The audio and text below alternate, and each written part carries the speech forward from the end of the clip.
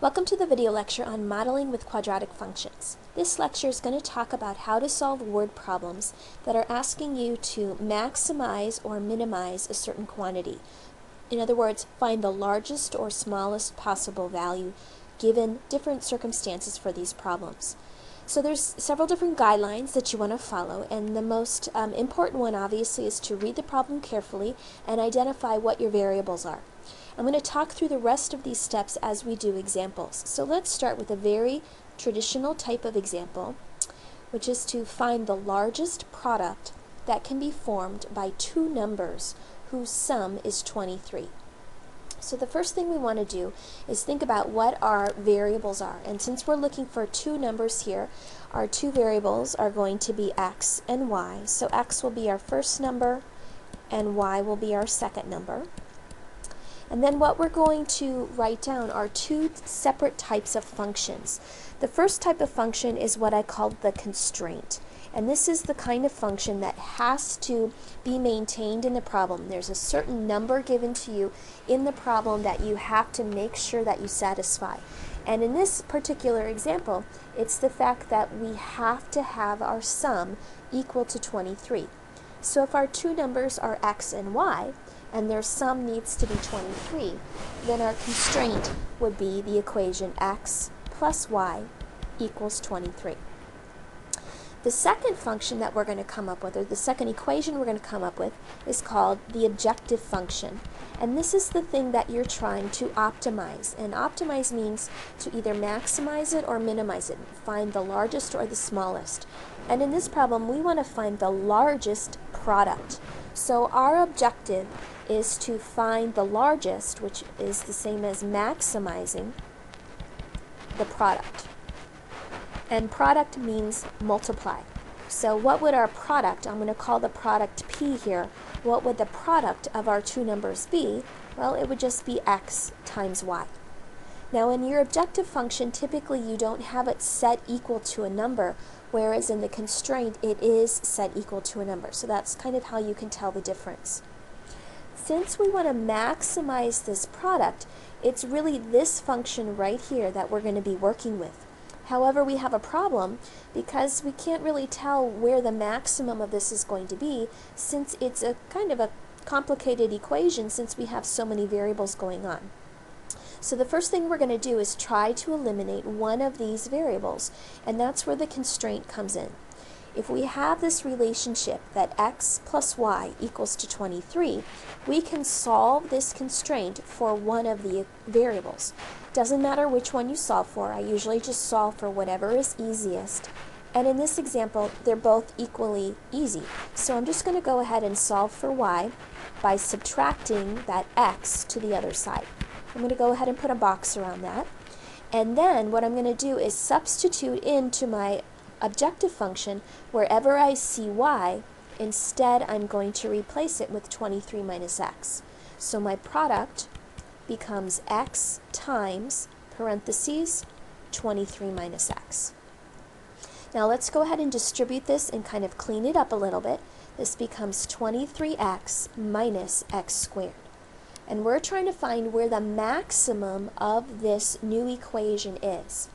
Well, what kind of equation is this? If you need to, you can kind of reorder the terms here a little bit. I'm going to put the negative x squared term first and then the 23x after it, so I can put it in descending order. And what you need to realize is that this is a quadratic function because of that x squared. Not only is it quadratic, but it's a parabola that points down because this a, this coefficient of x squared, is a negative number. And the fact that it's negative means that this is a parabola that points down. Now think about a parabola that's pointing down. Where does it have its maximum? Well, you can visualize that. It's right there at the top. The max occurs at the vertex.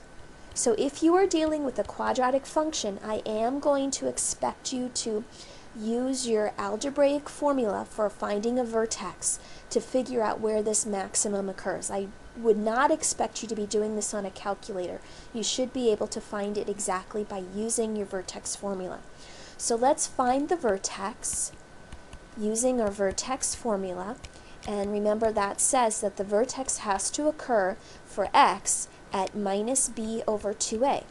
So in this problem, our b is this 23, and our a is this negative 1. So we get negative 23 over negative 2, and half of 23 is 11.5, or 11.5. So x equals 11.5.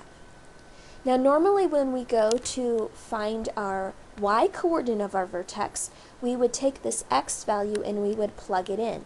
So that's what I'm going to do next here. Negative 11.5 quantity squared plus 23 times 11.5. And let's use our calculator here.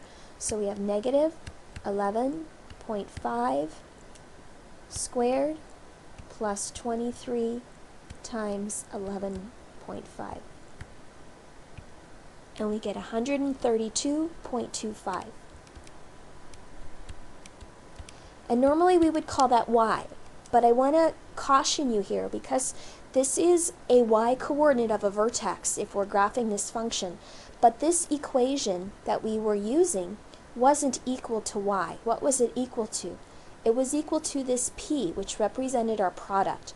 So this is not actually the value of y in this problem. Remember, our y was our second number and x was our first number. It's not the same y. In this problem, when you substitute that x value back into this quadratic equation, what you're getting for the output isn't what y is, it's what the product is. So the product is 132.25 when x is 11.5 or 11.5. So what is it that we really want to know for this problem? Read the question carefully. It says find the largest product. So they're actually looking for what the product is, and that's what we just found. This is going to have its maximum product of 132.25. So our maximum product is 132.25. Now the question doesn't actually ask for what are these two numbers that give you that maximum product. But if it had wanted to know, and just kind of as a side note here, this maximum product occurs when the first number, x, is 11.5, and the second number, y, is what? How do we find out what that second number, y, should be? Well, y here represented our second number, and the easiest way to find out what your other variable should be is to go back to this constraint right here. So y would have to be 23 minus whatever x was, and x was 11.5, and 23 minus 11.5 is still 11.5. So y would also have to be 11.5 also. And just to verify this, if you take 11.5 times 11.5, there's that product of 132.25. So the actual answer they want here is what is the maximum product. So your answer would be 132.25.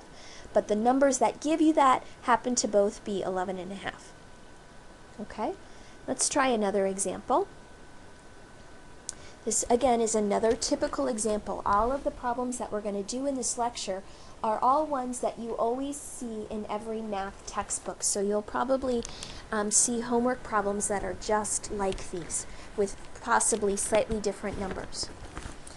So the next example here has us with a rectangle, and we want to find a rectangle of largest area that can be inscribed in the top half of the circle x squared plus y squared equals to 9. So x squared plus y squared equals to 9. What is that if you were to graph it? It's a circle. It tells you that in the problem. And we just want the top half of this circle. So let's draw a picture.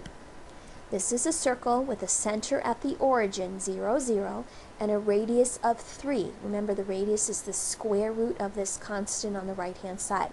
So this is going to be a circle of radius 3, centered at the origin, and we just want the top half of this circle. So it would look something like that. And what we're doing is we're inscribing, we're using a rectangle inscribed inside of this circle. So what that means is that your rectangle is on the inside of this circle, and its corners touch the rim of that circle. So we've got some generic points here and here. And if I look at just this point right here, and it's just some generic x comma y, that means this distance right here is x, and this height right here is y. Okay? So there's kind of a visualization of what we have. Now let's think about what our objective and our constraint are. So our constraint is the relationship or quantity that needs to be maintained between our two variables. And our two variables here are the x and the y, the points on this particular curve. We're trying to figure out what dimensions this rectangle needs to have. So what's the relationship between the x and the y? Well, it's the fact that no matter which x comma y we pick, x comma y has to be a point on this circle, and we know what the equation is for this circle. It's x squared plus y squared equals 9. So the constraint is actually this original equation that they gave us. So there's our constraint. That's what needs to be maintained. What's the objective? Remember, to find your objective should be the quantity that you're trying to either maximize or minimize. Whatever it is that you're trying to make as large as possible or as small as possible. And in this problem, we want to make the area as large as possible. So our objective here is the area of this rectangle. And how do you normally find area of a rectangle? Area of a rectangle is length times width. But we don't want to use L and W. We want to use X's and Y's to maintain the same variables throughout. So what's the length and the width of our rectangle? Now, it doesn't really matter which one you call the length and which one you call the width. Let's call this dimension here our length. What would be a good way to represent that length using X? Well, since this much is X, then so must this as well. So this whole length going across must be 2x in length. What's our width over here, this direction, how high does this go? That was our y coordinate y. So our area is going to be this whole length, 2x, times this height, y. So our objective area becomes 2x times y. Alright, so remember, it's the objective that you're working with. That's the thing that we want to try to maximize. But right now, it has too many variables in it. It has an x and a y. So the next thing that we're going to want to do is eliminate one of these variables, either x or y, and write it in terms of the other variable. And that's where the constraint is going to be used. So we're going to go back to our constraint, and we're going to want to solve this for either x or y. So I'm going to solve it for y. Again, it doesn't really matter which one you use. And I'm going to subtract that x squared over to the other side. And to solve this for just y, we would want to take the square root of both sides. And normally when you take the square root of both sides, you would do a plus or a minus to get your two solutions. So then you might be wondering, okay, well, which one am I supposed to use? Plus or minus, or should I use both? And that's where the fact that this is the top half of the circle comes in. All of these y values up here on the top half of the circle are all positive y values. So the top half of the circle is the positive square root. So that's the one, or that's the case that we want to use. If it had said the bottom half of the circle, then we would have used the negative square root case. So what we're going to do is take this relationship between x and y, and we're going to substitute it into our objective. So this area function becomes, instead of 2xy, it becomes 2x times this positive square root of 9 minus x squared. So there's our objective. Now that we have that, you want to identify what kind of an equation is it. Is this a quadratic equation? No, because we've got that square root involved. So if it's not quadratic, then you are allowed to use your calculator to find the maximum or the minimum. So what we're going to do is we're going to go to our y equals, and we're going to type in this area function. So 2x square root of 9 minus x squared. Close the parentheses. And we're probably going to have to modify our window here a little bit. So let's just go ahead and do a zoom standard and see what we're looking at. Actually, it looks pretty good. What we're trying to find is, remember, the maximum. We're trying to maximize this function. So where on this graph do you see the maximum? Obviously, it's going to be right at this peak. And the way that you can find the location of that is by using the maximum command on your calculator under calc. So we're going to go to second, trace, and we're going to do option number 4, maximum. And I'm going to move my cursor to the right, just a little bit to the right, to the left of that maximum for my left bound. Hit enter. Then I'm going to go a little bit past my maximum, just to the right. Hit enter. And then I'm going to move my cursor as close to that max as I can get. Hit enter for my guess. And the coordinates that I get for this maximum, and I'm going to replicate my picture here a little bit. And it's always good to do this on your tests.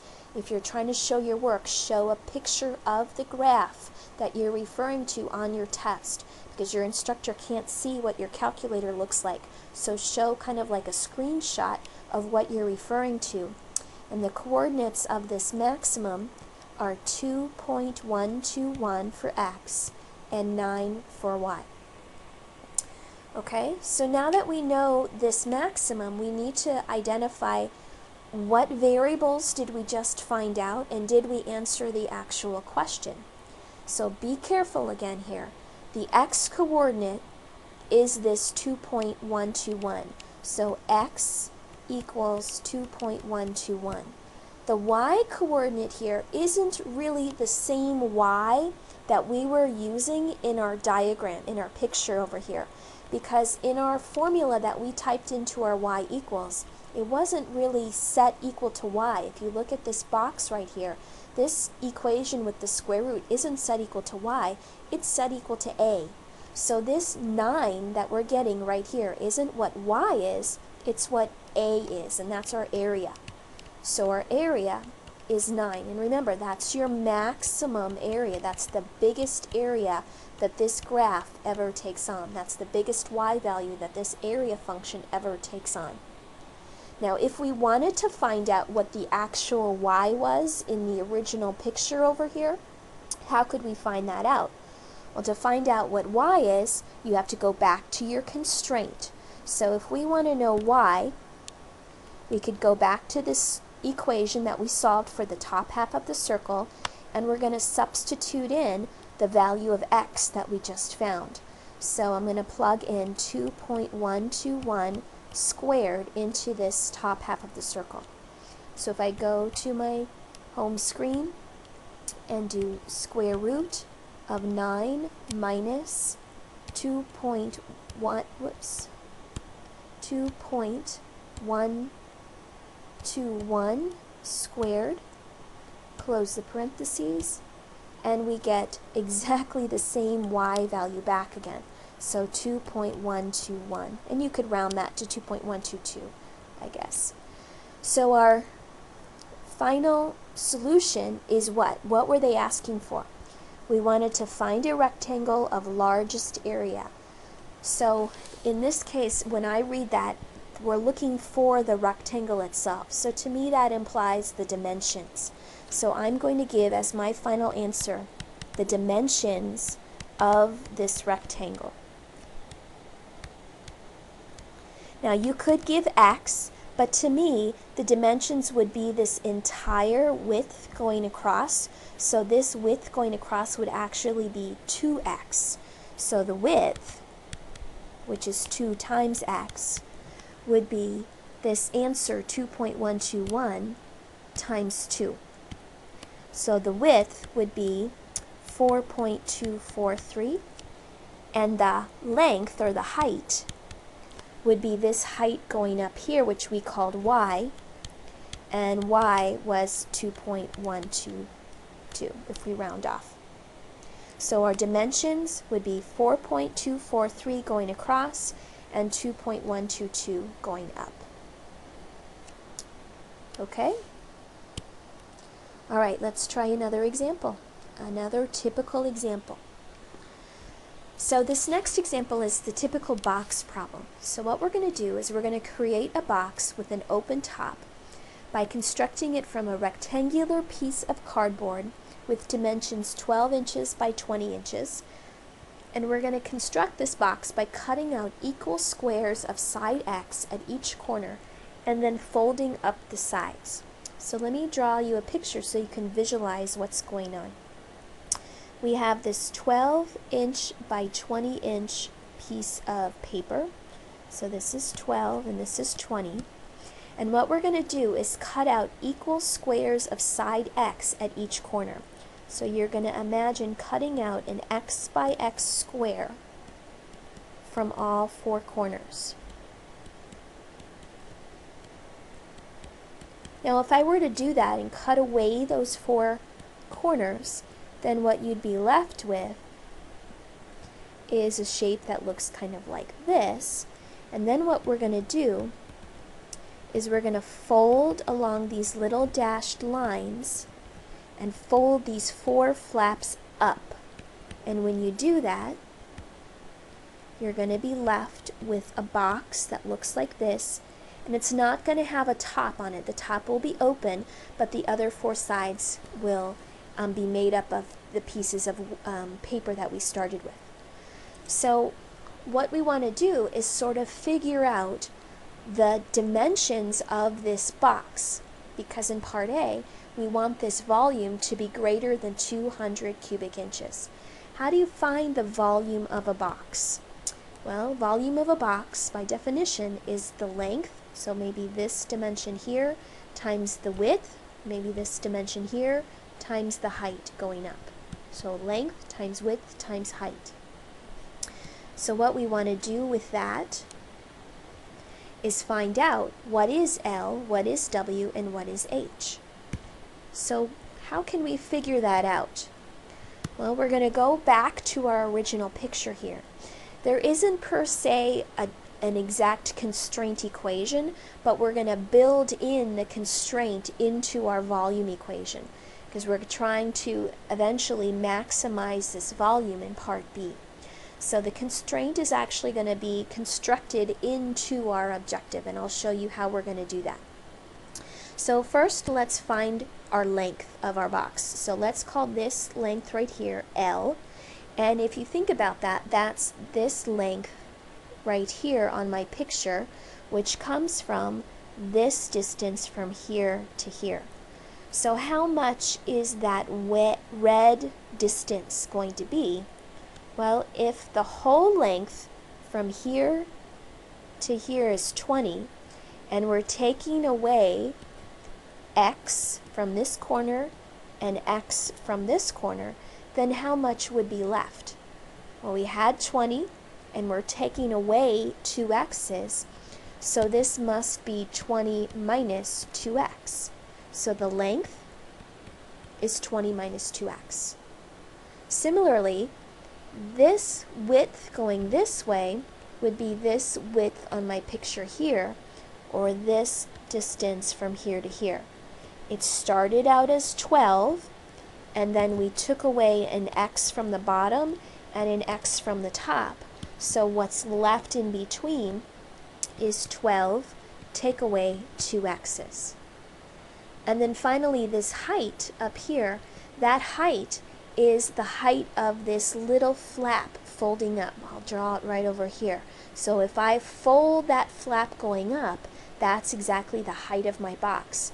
And how high is that little flap that's going up? Well, that corresponds to this little square that we cut out. And that distance from here to here is exactly X. So the height of my box is exactly X. So we now know our length, we know our width, and we know our height. So our volume function is going to be length times width times height. And notice that this volume equation only has one variable in it to begin with, because we've already built in our constraint into it. The constraint was the original dimensions of the piece of paper, the 20 and the 12. So we sort of used that already when we were building in our length and our width. So we have our volume. We're ready to go ahead and start answering question A. So it says find the values of x for which the volume is greater than 200 cubic inches.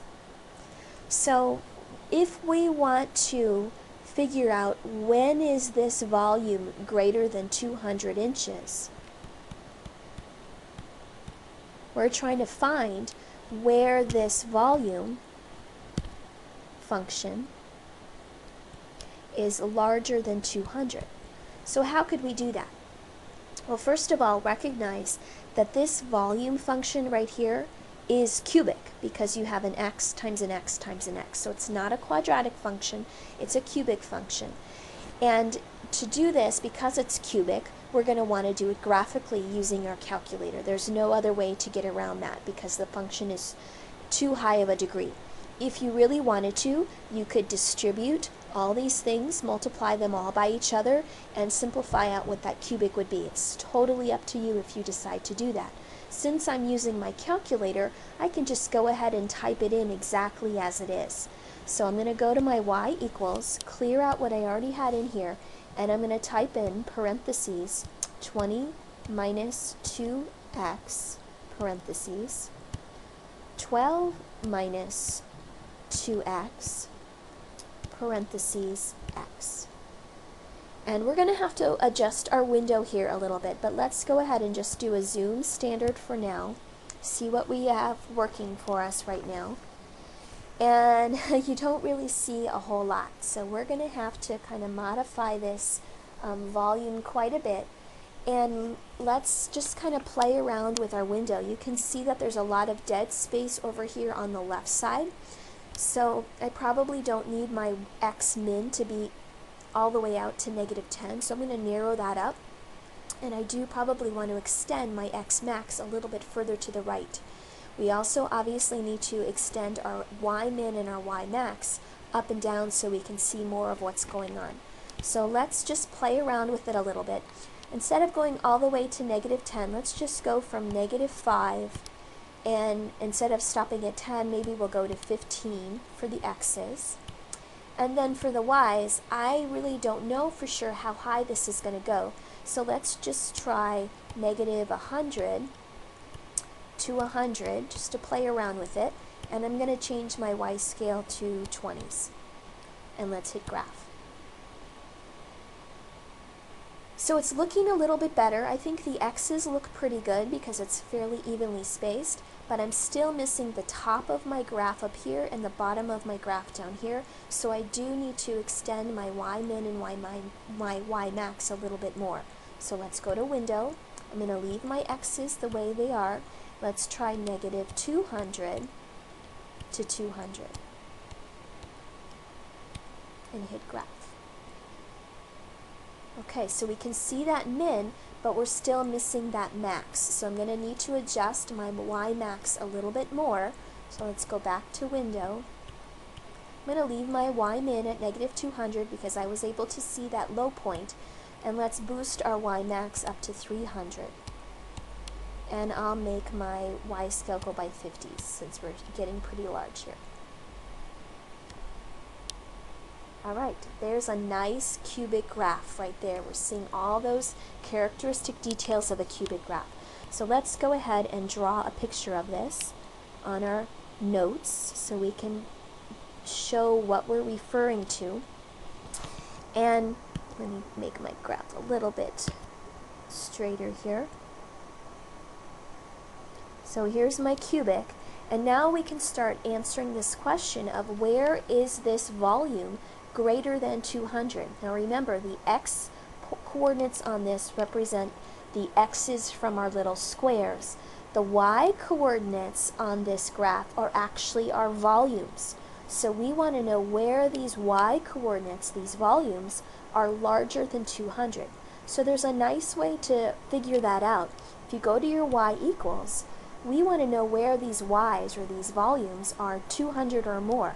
So let's go down to y sub 2, and let's create a horizontal line at a height of 200, and let's compare that horizontal line to our graph. So it looks something like this. So this is at a height of 200. So where is our cubic graph above that horizontal line? Where are these volumes greater than 200? You can see that it's going to happen for all of these points and all of these points as well. Now when we give our answer, we're trying to give values of x for where this happens. So I need to find this x value, and this x value. And that's the intersection of our cubic with this horizontal line at a height of 200. So in order to find these x values, we're going to have to do an intersection. And there's a command for that under calc. So we're going to go to second, trace, and I'm going to do option number 5. And let's just go ahead and find this leftmost intersection point. So I'm going to arrow over to the left and get as close to that first intersection point as I can. Hit enter again, hit enter again. So this point right here is 1.173, comma, obviously 200, because it's right on that horizontal line. Now let's find the next intersection point. So we're going to go to second, trace, intersect number 5, and this time I'm going to go over to my next intersection point, which is right about there. Hit enter, enter, enter. Whoops, sorry, I must have hit it too fast. Let's try it again. Enter, enter, enter, and we get, for this point right here, 3.898, I'll round it off a little bit here, comma 200. And now we have one last intersection point over here, so let's find that one. So go to intersect, arrow all the way over to the right,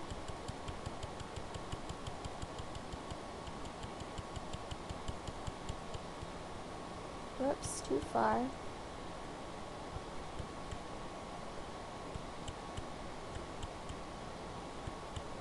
There it is. Hit enter, enter, enter, and this point over here is 10.928, comma 200. So now we're ready to answer our questions. Where are the x's, or for what values of x does this graph lie above 200?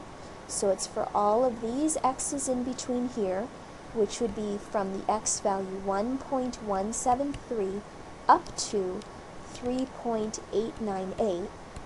And then it's for all these x's going this way, which would be from 10.928 all the way to infinity. And I want the union of those two x intervals.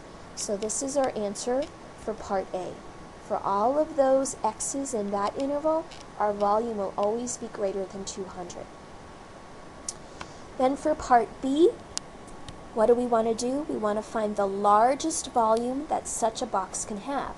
So if we look at our graph over here, we're looking for where is the largest volume on this graph, which is going to be our maximum.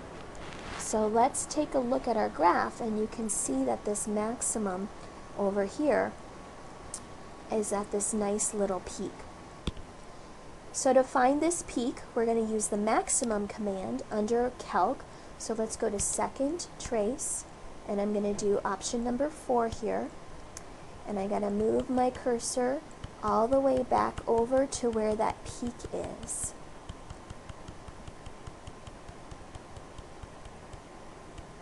And I'm going to go just a little bit to the left of that peak, hit enter. Then I'm going to arrow to the right, just a little bit to the right of that peak, hit enter, and then arrow back up towards that peak, hit enter, and the max occurs at 2.427 for the x, comma 262.682 for the y. Now remember, the x coordinate here is the x that we had in our diagram. The y value here represents our volume, because that's what this function represented that we typed into our y equals. So this 262 is the actual maximum volume itself. Now you might be looking at this picture and saying, okay, I see that there's a max right here at that little peak, but how about all these other points over here that continue to shoot up? You might say, well, there isn't a max because this continues to go up, up, up, up, up. Well, let's take a look at some of those x's. I'm just going to trace along my curve here for a little bit so you can see what some of these x values would be. And remember that this intersection point way over here on the right was at about 10.9. So if you look at some of these, you would see that these x values from this point on are about 11 and on, so a little bigger than 10.9. So for example, if x was 11, why is that not valid in the context of this question? What happens for all these x's to the right of that intersection point? Well, if you look at your diagram over here, remember how we're constructing this box. We're taking 20 minus 2x's and 12 minus 2x and a height of x. So if x was 11, then what would this length here be? The length would be 20 minus 2 times 11, which is 20 minus 22, which would give you a negative length, and that doesn't make sense in the context of this problem. So that's why, even though the graph does continue to rise up and appears not to have an actual maximum, in the context of the question, the only x's that make sense would be these values up here where this max is. So all of these right here. So the maximum occurs. So in the context of the question, the largest maximum x that we could have would be 2.427, and that creates a maximum volume of 262.682. You could also revise our answer to part A and say that we wouldn't want to include any of these x's in this second interval and just include 1.173 up to 3.898, because all the x's in this second interval wouldn't give you an actual box. It would give you a box with negative dimensions, which obviously don't make sense.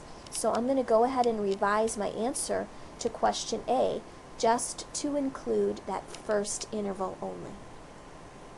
Okay, so that's a little bit tricky, but you do need to consider the original context of the question, and a lot of times there are going to be values for your x's or y's or whatever your variables are that won't make sense in the context of the question because it might give you negative quantities. Alright, let's try another example here. This time we have a rancher with 750 feet of fencing. He wants to enclose a rectangular area and then divide it into 4 pens with fencing parallel to one side of the rectangle. Find the largest possible total area of the 4 pens. So let's draw a picture. We're starting with just a great big rectangle, and we're going to divide it into 4 pens with fencing parallel to one side of the rectangle. So let's say we want to be parallel to this side. Then I could create 4 equal pens, something like that. They're not quite equal, but again, use your imagination here. Let me see if I can make this a little bit more equal, more to scale. So here are my 4 equal pens. Let's put some dimensions on this. So I'm going to call this side x, which means all of these have a distance of x as well. And let's call this whole side here y, and this whole side here y as well. So what do we know? We know that the rancher has 750 feet of fencing to enclose the rectangular area and divide it into these 4 pens. So this 750 feet, that's your constraint. That's what you have to maintain in your problem. Now it's not quite a perimeter because we're not just doing the outside. We're doing the outside, but we're also doing these lengths of fencing in the middle to divide up our pens. So it's kind of like a perimeter. So this 750 feet of fencing has to cover these 2 long sides, which would be 2 Ys, plus we have to have 1, 2, 3, 4, 5 lengths of X. So our constraint is that 750 has to equal 2 Ys plus 5 X's. Now let's find our objective. What is it that we're trying to maximize? Well, we're trying to find the largest possible total area. So we want to maximize our area. So what's the area of a rectangle? An area of a rectangle is length times width. And by the variables that I used in my picture over here, my length could be this y and my width could be this x. So my area is going to be x times y or y times x. Too many variables going on there. We have an x and a y. So what we're going to do is use our constraint over here, solve it for x or y, and then substitute that into our objective so that we can eliminate one of our variables. So I'm going to solve for y again. So I'm going to subtract 5x to the other side, and then I'm going to divide everything by 2. So this is going to give me 375 minus 5/2 x equals to y. And I'm going to take that expression and I'm going to substitute that in for my y. So the area function becomes x times parentheses 375 minus 5/2 x. And let's go ahead and distribute. So we get 375x minus 5/2 x squared. What kind of a function is that? It's quadratic because we have that x squared. So if you have a quadratic function, and this is only true if it's quadratic, I will expect you to use that vertex formula to find the vertex algebraically. I do not want to see you doing this using a calculator. So we're going to use the vertex formula to find where the vertex is. And the reason we want that vertex again is because this is a parabola that points down, because this a is negative, and if a parabola points down, then it has its maximum at wherever that vertex is. So let's find the vertex. The vertex occurs at x equals minus b over 2a. So we want minus b. B here is this 375 because that's our x coefficient. And a is this negative 5/2. So that's going to be negative 375 over, the 2's cancel, so we get a minus 5 on the bottom. And 375 divided by negative 5 is positive 75. So x is 75. Now to find out what the y-coordinate of our vertex is, we would take that 75 and we would plug it back into our original function. A little scratch here, let me fix this. And here was our original area function right here. So I'm going to change these two x's to 75s. So 375 times 75 minus 5/2 75 squared. So let's do that on the calculator. So 375 times 75 minus 5/2 times 75 squared. So we get 14062.5. Now I've resisted labeling this y because of that confusion again. There was a y in our picture over here, but it's not the same y as the y-coordinate of our vertex. Remember that in our area function over here, this quadratic function that we were referring to, the x value was the same x as my picture, but this was set equal to a. So when we plug x equals 75 back into this quadratic, we're not finding y, we're finding a.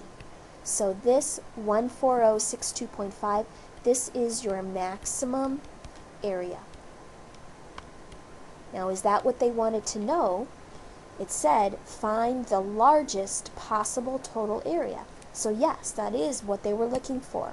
So the maximum total area is 14,062.5. And what would my units be? Since my fencing was in feet, remember area is units squared, so this would be feet squared. So the question didn't really want to know what x or y was. You could figure out what y is if you really wanted to. We knew that x was 75, and if you needed to know y, you could plug 75 back into your constraint to find the y dimension. But since it doesn't ask that, I'm not going to waste my time doing it. Okay, we have one last example here, and this is again a pretty infamous problem, the Norman window type problem. So what we're going to do is we're going to create a Norman window by adjoining a semicircle to the top of an ordinary rectangular window. So this is what a Norman window looks like. It's just a big rectangle with a semicircle on top. Find the dimensions of the Norman window of maximum area if the total perimeter is 16 feet. So we need a constraint, and we need an objective. The constraint is going to be the one that has a number attached to it. And in this problem, we're told that the total perimeter is 16 feet.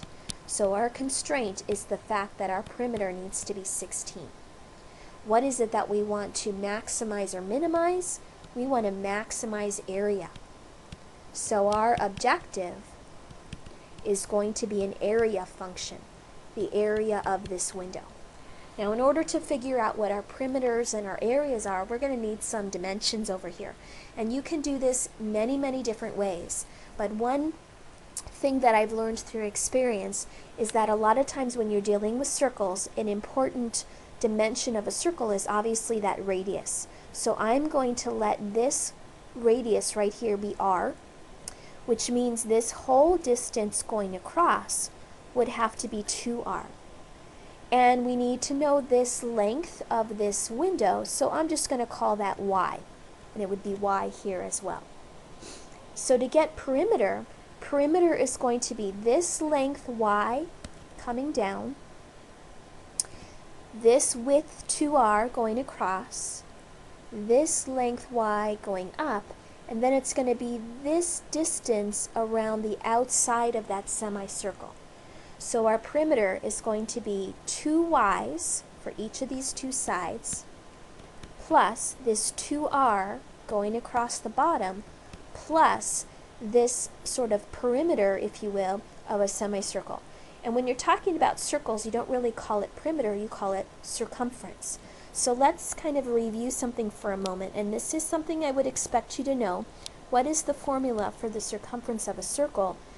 It's pi times diameter, or since we're talking about radius here, 2 pi r. So circumference is 2 pi r. Now, do we want the whole circumference of a circle? No, we only want half of it because we're talking about a semicircle. So we want to know what half of the circumference is. So we want half of 2 pi r, which means this reduces to just pi r. So half the circumference would be pi r, and that would be this distance around the top. So I need to add that into my perimeter as well. So 2y from these two sides, plus 2r from the bottom, plus pi r going across the top has to equal 16. Okay, so now we have our constraint equation. It's a little messy looking, but let's leave it at that for now, and let's focus on our objective.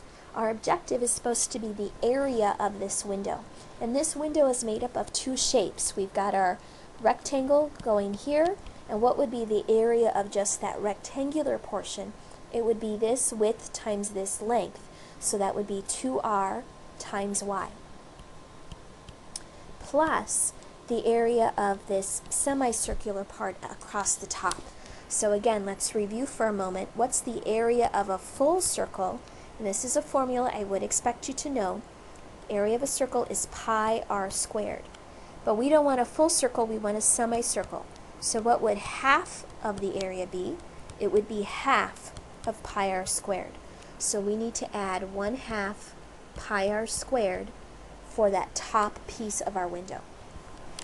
So we've got our area function, which has r's and y's in it, and we have our constraint function. Since there's r's and y's involved, we are going to need to eliminate one of our variables. And you'll notice that there's r being mentioned twice here, but only the y gets mentioned once. So because of that, I think it's easier to solve this constraint for y and then substitute in terms of r. So I'm going to go over to my constraint and I'm going to solve this for y.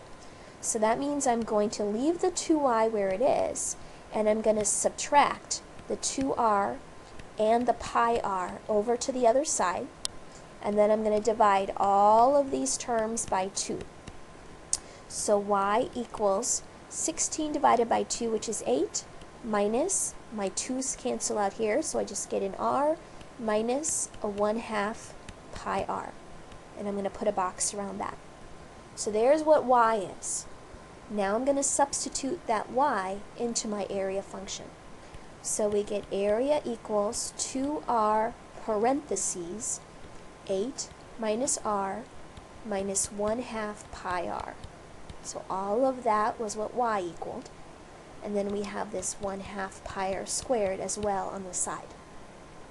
Now let's clean this up a little bit. Let's distribute this 2r across. So 2r times 8 is 16r. 2r times a minus r is a minus 2r squared.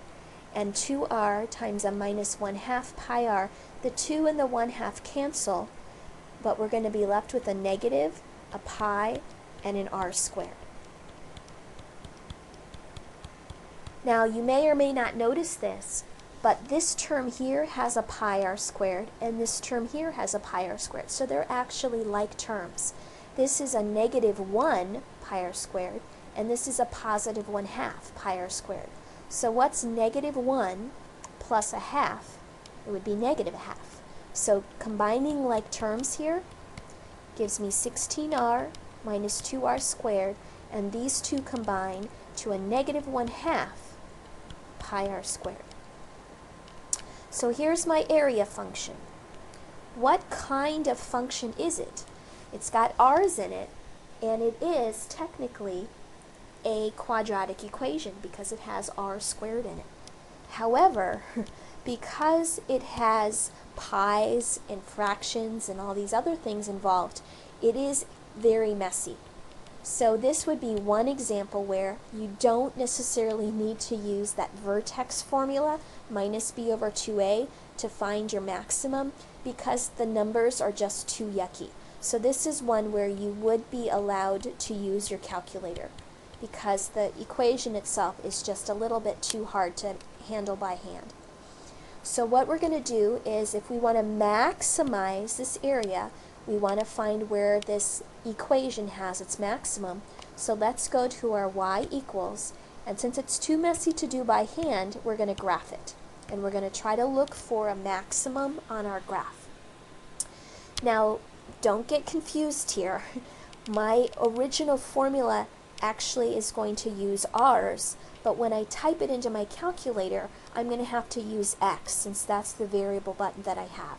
So I'm going to type in 16x minus 2x squared minus 1/2 pi, and the pi key is right here above that little caret button in blue. Oops, I hit clear by accident, sorry. So 16x minus 2x squared minus 1/2 pi, so second caret button, x squared. So we just have to keep in the back of our mind that whenever we talk about x on this graph, x is really r, x is really the radius. So let's draw a graph here using our standard window, zoom standard. And we're going to have to modify the dimensions here a little bit. We've got some dead space on the left, so we probably don't need to have our x-min be quite so long. And it looks like I'm missing part of my peak up here at the top, so I'm going to want to modify my y's as well. So let's go to Window, and instead of going all the way to -10, let's just go from -5 to 10. And for my y's, I'll leave the y min where it is, and I'm just going to boost up that y max maybe to 25. See if that works, and I'll change my y scale to 5. Hit Graph, and we're looking for a nice quadratic that's pointing down. And that's exactly what I see. So this is a good window. And we're looking for this vertex because that's where the maximum is going to occur. So to find the maximum here, we're just going to use that second trace. Maximum is number 4. And I'm going to go, whoops, sorry about that. Let me try again. Maximum is number 4.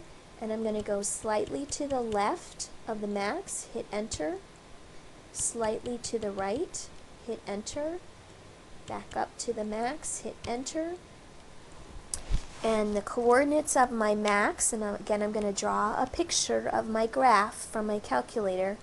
So the coordinates of this max are 2.240, 17.923. And let's remember what our variables represented here. The x was actually r.